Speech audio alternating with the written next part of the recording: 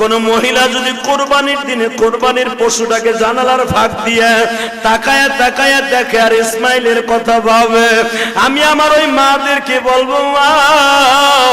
হাজেরা সন্তানদের সাজাইয়া স্বামীর হাতে জবাই দিতে দিছে, আর তোমার স্বামীর হাতে যখন পশুটা জবাই দিয়ে তেল মালিশ করে দিবা,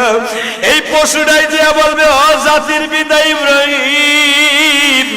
সুন্নাত আবিকুম ইব্রাহিম, তোমার সুন্নাত আদায় করতে যাই মহিলাই গরুটারে খৈল ভুসি খাওয়াইছে, এই মহিলা গরম পানি করে দিয়ে আদর করে দিছে, এই মহিলা দারোয়ানকে বলছে, গেটম্যানকে বলছে গরুটারে সুন্দর করে গোসল করা। মনে রাখো গো মা, এই জন্যই দেখবেন গরু কিনবেন আপনি,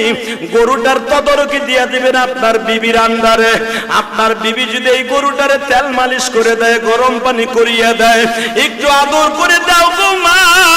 ইসমাইলের গাড়িতে তুমি জান্নাতে যাইবা।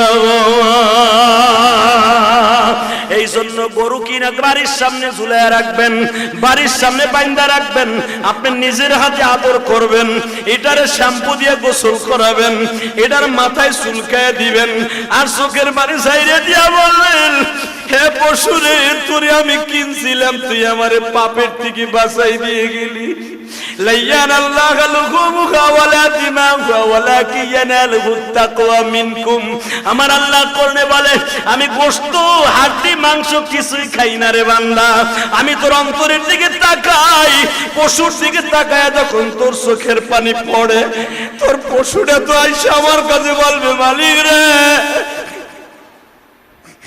কোটি কোটি পশু গাবতলির হাটে, হাসনাবাদের হাটে, পোস্তগোলার হাটে, মিরপুরের হাটে, ক্যান্টনমেন্টের হাটে,